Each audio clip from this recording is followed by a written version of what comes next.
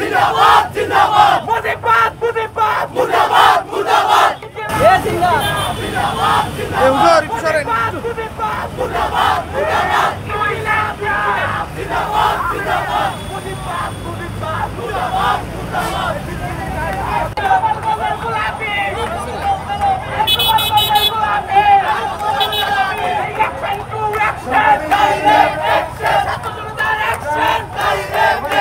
গোপালগঞ্জে গতকালকে থেকে আমাদের কর্মসূচি ছিল লং মার্চ টু গোপালগঞ্জ, যেটা আমাদের জুলাই পদযাত্রার একটা অংশ ছিল জাতীয় নাগরিক পার্টির।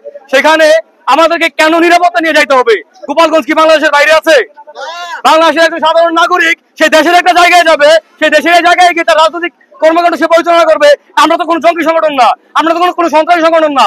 অথচ যারা জঙ্গিবাদের প্রতিষ্ঠা দিয়েছে, যারা সন্ত্রাসী কার্যক্রম চালিয়েছে, সেই গোপালগঞ্জের গোপালীরা তারা নাকি আমাদেরকে হুমকি দেয় আমরা গোপালগঞ্জে আমরা যাইতে পারবো না, আমরা গোপালগঞ্জে কোনো পথসভা চালাতে পারবো না, আমরা গোপালগঞ্জে আমাদের রাজনৈতিক কার্যক্রম আমরা পরিচালনা করতে পারবো না।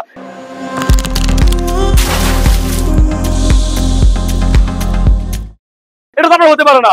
এই ইন্টারিম সরকার থাকার পরেও যে সরকারকে আমরা নিরপেক্ষ সরকার বলতেছি, সেই সরকারের আমলে যদি রাজনৈতিক দলগুলা গোপালগঞ্জের মতো জায়গায় প্রোগ্রাম কর্মসূচি না করতে পারে, আমার তো মনে হয় না রাজনৈতিক দল ক্ষমতায় আসলে ওই জায়গাগুলা আর কখন স্বাধীন হবে। আমরা এই জায়গা থেকে স্পষ্ট করে বলতে চাই, 2024-এ জুলাইয়ে যেভাবে আমরা একসাথে এই বাংলাদেশকে স্বাধীন করেছি এই ব্লকের কর্মসূচির মাধ্যমে, ঠিক একইভাবে প্রয়োজনে গোপালগঞ্জকে আওয়ামী লীগ ছাড়া করবো ইনশাআল্লাহ।